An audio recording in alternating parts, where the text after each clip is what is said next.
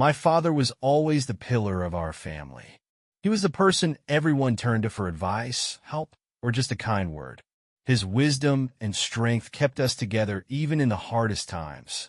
I always admired him and knew I wanted to be like him. When he passed away, it was a real shock for me. It was as unexpected as a bolt of lightning on a clear day. One phone call changed my entire life. I remember standing in the kitchen when I received the news. My wife was there, but her support felt more formal than sincere. At the time, I didn't pay attention to it. I was too consumed by my grief. The funeral was a trial. All the relatives came together to say goodbye to my father. My wife was by my side, but I noticed that she often talked to my cousin Adam. Adam had always been distant from our family. He never participated in family gatherings, only showing up on holidays, and even then, briefly. But this time, everything was different. Adam appeared at the funeral looking like someone who had suddenly decided to take on the role of a caring relative. He was overly active, helping to organize everything, talking to everyone, even to me, though we had hardly spoken before. I remember him saying to me, "Your father was a wonderful man. He taught me so much." His words sounded right, but the tone, something about his voice felt insincere. After the funeral, when the guests were leaving, I started noticing other small things that made me uneasy. My wife suddenly became very quiet. She stopped talking to me about my father, even though she had always supported me during tough times. She spent more and more time on her phone, and when I asked who she was talking to, she would simply reply, "It doesn't matter." Her detachment was a mystery to me, but I chalked it up to the overall tension after the loss. Adam, on the other hand, began to position himself as the new leader. He suddenly became overly interested in my father's affairs. He asked about his business, real estate, and accounts. It was strange, as he had never shown interest in such things before. "Someone has to take care of this," he said when I asked about his sudden curiosity. I felt he was far too comfortable discussing property that didn't belong to him. I started to feel that something was off, but at the time, I couldn't fully grasp what it was. It felt like I was losing not only my father, but also a part of my life, as if the world I knew was beginning to change in a way I couldn't control. This feeling intensified when my wife started interacting with Adam more frequently.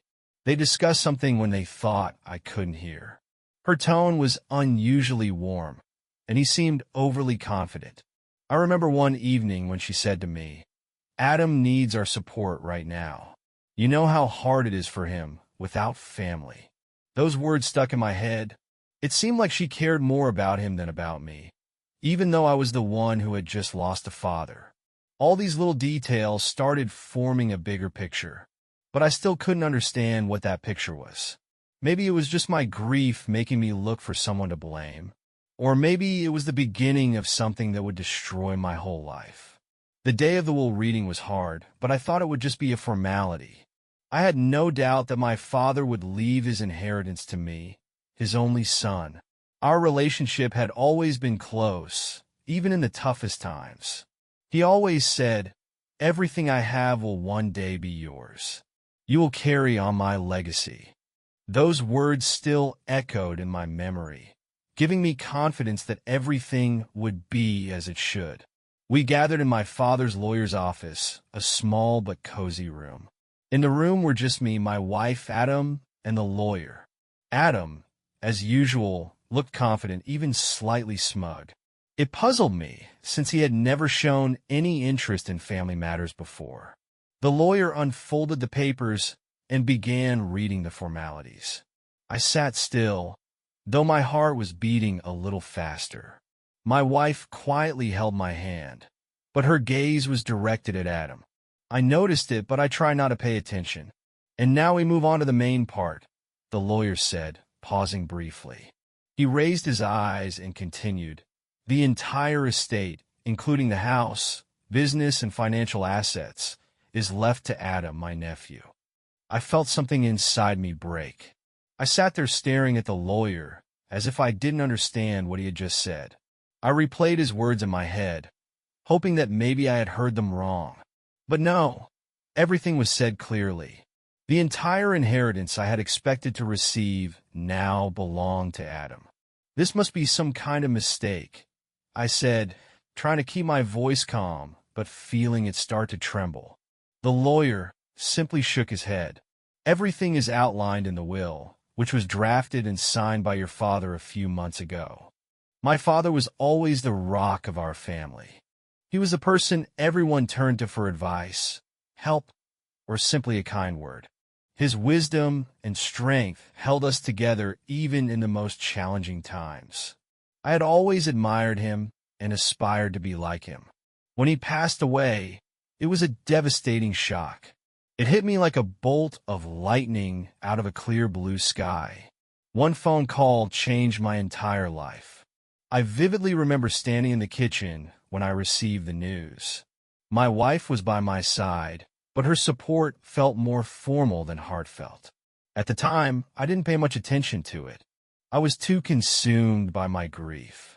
The funeral was a difficult ordeal. Relatives from all over gathered to bid farewell to my father. My wife stayed close to me, but I noticed that she often gravitated toward my cousin, Adam. Adam had always been distant from the family. He rarely attended gatherings and only showed up for holidays, and even then, briefly. But this time, things were different. Adam showed up at the funeral, suddenly assuming the role of a caring relative. He was overly active, assisting with arrangements, talking to everyone, even engaging with me, though we had barely spoken in the past. I remember him saying, "Your father was a remarkable man. He taught me so much." His words sounded appropriate, but there was something off about his tone, something insincere. After the funeral, as guests began to leave, I started noticing other details that unsettled me. My wife had become unusually quiet. She stopped talking to me about my father, even though she had always been a source of support during difficult times. She spent more and more time on her phone, and when I asked who she was texting, she would dismissively reply, "It's nothing important." Her detachment was a mystery, but I attributed it to the overall stress of the loss. Adam, on the other hand, began to position himself as the new leader. He suddenly became overly interested in my father's affairs, asking about his business, properties, and accounts. It was odd, given his previous indifference to such matters. "Someone has to take care of this," he said when I questioned his newfound curiosity. His demeanor was far too confident, as though he believed he had a rightful claim to my father's legacy. I couldn't shake the feeling that something was amiss. At the time, I couldn't put my finger on it, but it felt as though I was losing not only my father, but also some essential part of my life. It was as if the world I knew was beginning to change in ways I couldn't control. This unease grew stronger when my wife started spending more time with Adam. They would have hushed conversations when they thought I wasn't listening. Her tone was unusually warm, and he exuded an air of overconfidence. I distinctly remember one evening when she told me, "Adam needs our support right now. You know how hard it is for him without a family." Her words stuck in my mind. It felt as though she cared more about him than she did about me, even though I was the one grieving. All these little details began to form a larger picture, but I couldn't quite discern what that picture was. Perhaps it was just my grief clouding my judgment, making me look for someone to blame. Or maybe it was the beginning of something far more sinister that would unravel my life. The day of the will reading was heavy with emotion, but I thought it would be a mere formality. I had no doubt that my father would leave his estate to me, his only son. Our relationship had always been close, even during difficult times. He had often told me, "Everything I have will one day be yours. You'll carry on my legacy." Those words echoed in my mind, filling me with confidence that everything would go as expected. We gathered in my father's lawyer's office, a small but comfortable room. Present were me, my wife, Adam, and the lawyer. Adam, as usual, exuded confidence, even a touch of smugness. It puzzled me, given his previous disinterest in family matters. The lawyer opened the documents and began reading through the formalities. I sat calmly, though my heart beat faster. My wife quietly held my hand, but her gaze was fixed on Adam. I noticed it but chose to ignore it. "And now we come to the main part," the lawyer said, pausing briefly. He looked up and continued. "The entire estate, including the house, business, and financial assets, is bequeathed to Adam, my nephew." I felt something inside me shatter. I sat there, staring at the lawyer, unable to comprehend what I had just heard. I replayed his words in my head, hoping I had misunderstood. But no, his words were clear. The entire inheritance I had expected to receive now belonged to Adam. "There must be some mistake," I said, trying to keep my voice steady, though I could feel it trembling. The lawyer simply shook his head. "Everything is detailed in the will, which your father drafted and signed a few months ago." I turned to Adam. He looked surprised, but his face betrayed a slight smirk he was trying to suppress. It wasn't the same shock I felt. His eyes held no disbelief or outrage, only confidence and calm. I then looked at my wife. She appeared as though she had known about this all along. Her face was expressionless, but her eyes carried something that unsettled me. It wasn't fear, anger, or even sadness. It was a kind of hidden calm, as though she had come to terms with this long before it was spoken aloud. "How is this possible?" I asked the lawyer. "Why would my father do this? He always told me I'd inherit his business." The lawyer responded, "Your father made this decision based on circumstances he believed were right. He left an explanation in a personal letter, if you'd like to read it." I took the letter the lawyer handed me and unfolded it. My father's words read, "Son, I know this decision may surprise you, but I want you to understand that it was made for your benefit. I see how hard you've been working, and I want you to have the freedom to live your life as you choose, not as I have." I read those lines repeatedly, trying to grasp their meaning. Was this my father's way of giving me freedom, or had he been influenced by someone else? I struggled to find justification for this. Perhaps this was his way of showing love, I thought. But every time I considered that possibility, the image of Adam's smug expression would resurface, making me suspect there was more to this story. Her distance felt like an impenetrable wall I couldn't break through. I tried to start conversations about my father, the inheritance, and how we would move forward, but her responses were always vague. "You've been working a lot. We'll figure it out." Her words didn't make sense, yet I couldn't find the strength to push for real answers. "Maybe it's just temporary," I told myself. "Maybe she's just trying to support me in her own way." But those thoughts brought no comfort. Her behavior grew more puzzling, and my sense of calm steadily eroded. Every time she told me she was going to help Adam, I felt torn between trust and suspicion. I wanted to believe her, but I couldn't shake the feeling that there was more to it. I sat alone in the living room, staring at the photographs on our wall. We looked so happy so close, but now it felt like a distant memory. My marriage was falling apart, and I didn't even know whether it was my fault or something greater. Days after the will, reading passed slowly, like moving through a fog. I tried to adjust to the new reality, but the unease never left me. Adam started coming to our house more frequently, and with each visit, I noticed something new, something that made me uncomfortable.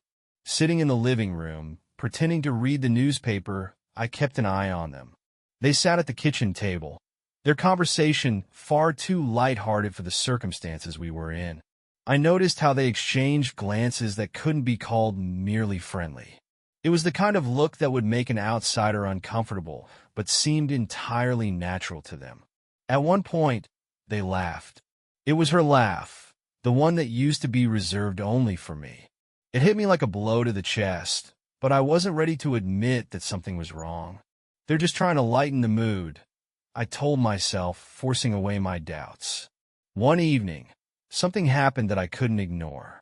I had gone to the kitchen to get a glass of water and overheard their conversation. She spoke quietly, saying, "You really deserve all of this, Adam. Your uncle would be proud of you." Her tone was soft, almost tender, and I froze in place. It wasn't just approval or encouragement. It sounded far too intimate, like something more than mere words of support. I couldn't bring myself to enter the room, yet I couldn't walk away either. I stood in the hallway, trying to make sense of it. "Thank you," Adam replied, his voice slightly bashful, but pleased. "I don't think I could have gotten through this without you." I stood there for a few more seconds before retreating to the bedroom, forgetting about the water. Those words played over and over in my mind. What did she mean? Why did Adam need her support so much? And most importantly, why did it sound like he meant more to her than just my father's nephew? I try to calm myself.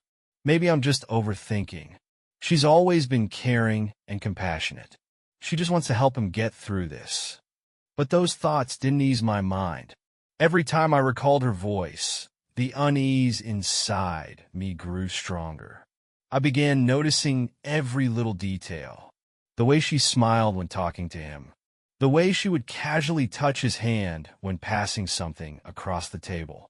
The way they looked at each other, as though they shared something I couldn't understand. My wife started spending more and more time with Adam. Every time he visited, she would suggest he stay for dinner, help him with paperwork, or just talk. Her explanations sounded reasonable. He's new to all of this. He needs guidance. But I felt there was more to it. I noticed how she started avoiding eye contact with me. Her goodnight kisses became shorter, almost perfunctory. And when I tried to talk to her about my father or what was weighing on me, she would often change the subject or say she was too tired. It was hard for me to believe what I was beginning to suspect. We had been together for so many years. I trusted her more than anyone.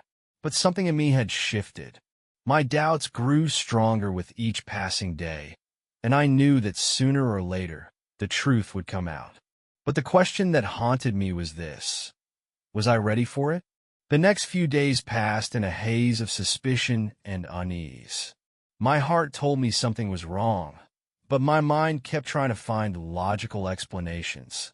I convinced myself it was all just my imagination, fueled by the stress of the inheritance and sudden changes in circumstances. But one event turned everything upside down. That evening, my wife told me she was meeting a friend. It was the usual story: dinner together, catching up on girl talk. Her tone was calm, almost indifferent, but I noticed how carefully she chose her outfit. Usually, she didn't put much thought into her appearance for such meetings, but this time was different. She spent more time than usual styling her hair and applying makeup, even though she often skipped it for casual meetups. Her dress was one she typically reserved for special occasions. "We're just going to a cafe," she said, noticing my gaze. I nodded, but a growing sense of unease began to creep in. The next morning, while she was in the shower, I noticed her bag lying on the kitchen table. Something unusual caught my eye, a small slip of paper sticking out, looking like a menu or a receipt. I hesitated, but eventually gave in to curiosity. Inside the bag, I found a receipt from an upscale restaurant. I knew that place well. We had been there for anniversaries and other special occasions, but it wasn't the kind of place she would go with friends. The amount on the receipt was substantial, far more than one would spend on a light dinner with a friend. But the most damning detail was written at the top of the receipt: dinner for two.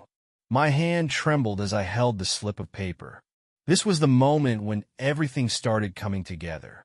Her explanation about meeting a friend, her careful choice of clothing, and her growing attention to Adam. These were no longer isolated incidents. They formed a picture that grew clearer and more damning by the second. I stared at the receipt, reading it over and over as if searching for a way to rationalize it. Could it be a mistake? Could this be from an old dinner, accidentally left in her bag? But the date on the receipt was yesterday. Everything aligned. When she came back from the shower, my heart was pounding so hard I thought she might hear it. But I forced myself to stay calm. I watched her as she made herself coffee. She moved casually, her demeanor light, even happy. I wanted to confront her then and there, to demand answers. Where were you last night? Who were you with? But I knew she would either lie or come up with an excuse. I decided to stay silent for now, keeping the receipt as evidence, but inside, I was boiling. That day, I couldn't think about anything else. Images swirled in my mind. Her and Adam sitting in that restaurant, laughing, exchanging the kind of looks that once belonged to me. I tried to come up with plausible explanations. Maybe she really was with a friend, and the receipt was from another time. Maybe she was just trying to do something nice for Adam. But with every thought, the explanations felt less convincing. That night, lying beside her in bed, I felt an ocean between us. Her calm demeanor, her smile, her words, all of it now seemed like a facade. The restaurant receipt was tucked away in my drawer, a ticking time bomb that I knew I would eventually have to detonate. I stared at the ceiling, wondering what to do next. My trust in her was crumbling, but a part of me still wanted to believe this was all just a misunderstanding. But how do I explain this receipt? I kept asking myself. I knew that from this point forward, everything would change. I just didn't yet realize how much. Finding the receipt pushed my anxiety into determination. I could no longer afford to be blind. My suspicions had grown, and now I needed answers. I resolved to watch her and Adam more closely, to uncover the truth once and for all. I didn't want to confront her immediately. I knew that without evidence, she would either lie or find excuses. So, I started paying attention to every little detail. Every time she left the house, I tried to find out where she was going. When Adam came over, I tried to stay close, even if discreetly. The first alarm bell rang a few days after I found the receipt. She said she was going to the store, but returned 3 hours later with only a few insignificant purchases. There was a line at the supermarket, she explained, but her tone was too casual, and her eyes avoided mine. I began tracking her movements when she left the house. One day, she said she was meeting her friend, but instead, I saw her meeting Adam at a cafe. They sat at a corner table, her face glowing with a smile, and he looked as if he was enjoying every moment of their time together. I sat in my car, watching them through the window. They laughed, leaned toward each other, and her hand casually touched his. This no longer looked like a typical family meeting. It was something more. The next time she said she was going to a work meeting, I decided to check her story again.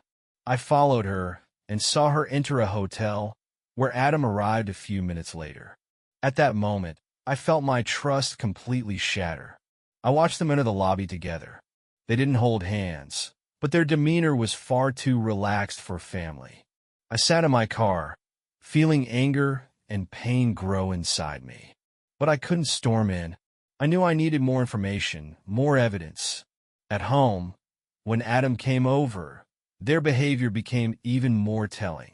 I noticed how she served him lunch with excessive care, leaning closer to him than necessary. Their laughter was too loud, too casual. They exchanged glances that I couldn't put into words, but that made me uneasy. One day, I saw her casually brush crumbs off his shirt. It was a small gesture, but it felt intimate, something that shouldn't happen between a wife and her husband's cousin. I decided to install a hidden camera in the living room to see what happened when I wasn't home. On the recordings, I saw them sitting close together on the couch, their faces close to each other. She laughed at something, and he leaned in as if to whisper in her ear. In one recording, I saw her handing him a cup of tea, and he lightly touched her hand as he took it. These were small moments that might have meant nothing on their own, but together they formed a bigger picture. Every time I saw them together, I felt my faith in her weaken. This wasn't just jealousy. It was the feeling that I was watching everything I had built with her crumble. I couldn't tell her that I knew. I couldn't confront her without solid proof. But each time I saw them together, I realized that the end of our marriage might be closer than I thought. I watched them, feeling rage and despair tear me apart. They laughed, talked, spent time together as if nothing had happened. But I knew there was something between them that shouldn't be there. I just didn't know yet how far it had gone. The evening I decided to talk to her was tense even before I opened my mouth. I had spent a long time deciding on the right words, but I couldn't wait any longer. Too many questions had built up, and I felt that silence would only make things worse. She was sitting in the living room, scrolling through something on her phone, when I approached her and said, "We need to talk." She looked up, a little surprised, and said calmly, "Did something happen?"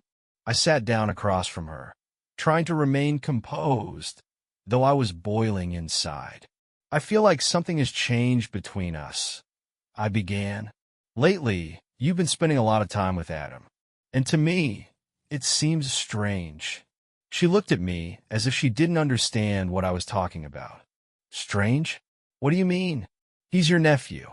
I'm just helping him deal with everything." Her words sounded convincing, but there was something in her voice that made me doubt. She spoke quickly, almost defensively. "You can see how hard this is for him. He's young. He's lost not just his uncle, but has found himself in a situation he wasn't prepared for. He needs support, and I'm just helping him." "What's so wrong with that?" I sighed, trying to keep my emotions in check. "But why are you spending so much time with him? Why does it feel like your time with him is more important than us?" She started to fidget nervously. I saw her rubbing her hands, a gesture she always made when she was anxious. I decided to press further. I pulled the restaurant receipt from my pocket and placed it on the table in front of her. Her face remained calm at first, but when she saw what I was showing her, I noticed a slight change in her expression. Her eyes froze on the paper, and she was silent for a few seconds. "What is this?" I asked. "You told me you were with a friend that night, but this is a receipt from a restaurant where you were with Adam. And this doesn't look like just a family dinner." She remained silent, her fingers nervously twisting the hem of her dress. Finally, she replied, "It's nothing. We just had dinner together to discuss some things." "Discuss what? Things you couldn't talk about at home? Things that needed to be done at an expensive restaurant?" I could no longer hold back my anger. She finally looked me in the eyes. Her voice was quiet, but there was guilt in it. "We just became close because of all this. He's struggling, and I wanted to support him. I felt sorry for him. He seemed so lonely." I couldn't believe what I was hearing. "Close," I repeated, trying to understand exactly what she meant. "What does that mean? How close?" She shook her head as if trying to convince herself that it didn't look the way I thought. "It's not what you think. We just talked a lot. He trusted me. It wasn't anything inappropriate." "Inappropriate?" My voice rose. "You sat with him in a restaurant when you told me you were meeting a friend. You spend more time with him than with me. And you want me to believe this is normal?" I saw her start to falter, her voice trembling slightly. "I didn't want to deceive you. I didn't know how you'd take it." "How I'd take it?" "You didn't know how I'd take the fact that my wife is spending so much time with another man and lying to me about it." My anger spilled over, and I could no longer contain it. She tried to calm me down. "You're misunderstanding this. It really doesn't mean anything. We were just supporting each other." I stared at her silently, feeling despair and anger tearing me apart. Her words didn't sound sincere. She was trying to justify herself, but every excuse only deepened my suspicions. I stood up from my chair, looked at her, and said, "You can keep making excuses all you want, but I can see that you're hiding something, and I will find out what it is." Her face froze, as if she realized that I wouldn't stop. I left the room, leaving her sitting in silence. But I knew that after this conversation, our lives would never be the same again.